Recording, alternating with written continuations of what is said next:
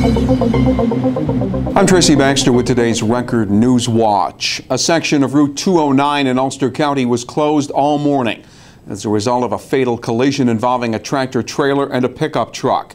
It happened shortly after 5 a.m. in the town of Marbletown between the intersections of Route 213 and Kaiseric Road. Ulster County Sheriff's Department officials have confirmed that one of the drivers was killed. Traffic was diverted while police investigated and continue to clean up of the accident scene. Look for updates concerning this deadly crash here at Record Online. Day 3 of the Paul Novak murder trial featured the playing of a 6-hour-long videotape of the confession of Michelle LaFrance, Novak's former girlfriend, whose statements to police led to the arrest of the Town of Tustin man for the 2008 strangulation killing of his wife, Catherine. Prosecutors say Novak then set fire to their house in the hamlet of Lava in order to cover up the crime and collect insurance money. LaFrance has said Novak plotted the murder and that she witnessed him mixing chloroform to be used in the incident. Defense attorney Gary Greenwald was expected to begin his cross-examination of LaFrance today. Reporter Victor Whitman will have the latest court developments here at Record Online and in tomorrow's Times-Herald Record.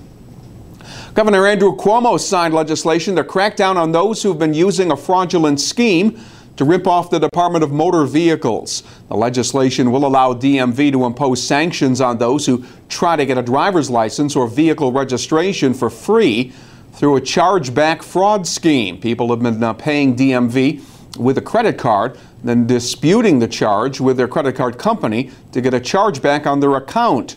Hundreds of thousands of dollars are stolen from the state DMV this way every year. The new law will allow DMV to deny further transactions to any driver who tries to use the chargeback system to avoid payment.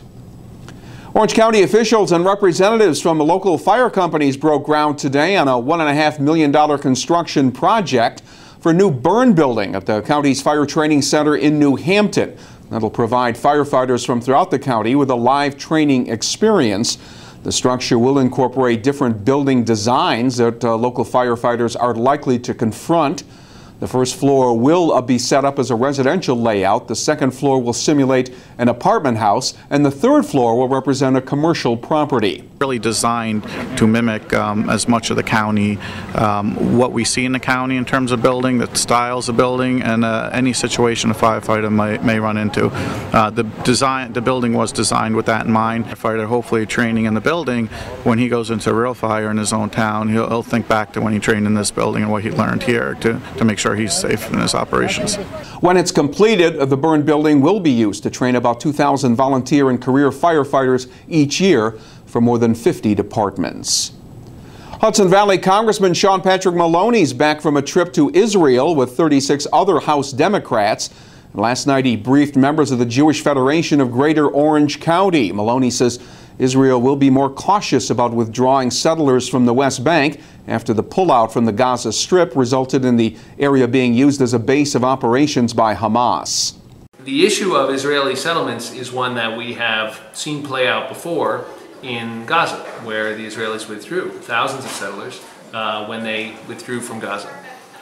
I'm confident that the Israeli government is prepared to tackle those issues, but both sides recognize that the final status agreement will also involve land swaps on both sides, so that not everyone living on either side of what they call the Green Line, which separates the West Bank from Israel, will be forced to relocate if they're in the wrong side of that line.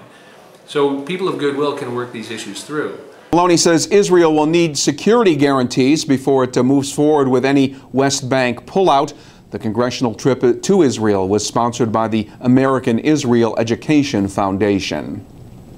And the spirit of peace, love, and music will be alive and well once again at Hector's Inn in Bethel, where the Woodstorck faithful have already begun to camp there in anticipation of the annual Woodstorck Festival anniversary celebration coming up this weekend. People from around the country have gathered at Hector's this time each year to pay tribute to the 1969 festival that took place just down the road. Hector's holds a place in Woodstock Festival lore during the original 1969 Aquarian Exposition. The late Jerry Hector sold beer from a truck on his property. He figured a lot more people than expected would show up that weekend in Bethel, and he would be right. More nice weather headed our way in the days ahead. Thursday will be sunny and pleasant with a high 75 to 80 degrees. Friday will be mostly sunny and a bit warmer with temperatures reaching the low 80s. You'll stay connected to what's happening in your community and your world when you begin your day with the Times-Herald Record, and stay on top of breaking news all day long right here at Record Online. For Record Newswatch, I'm Tracy Baxter.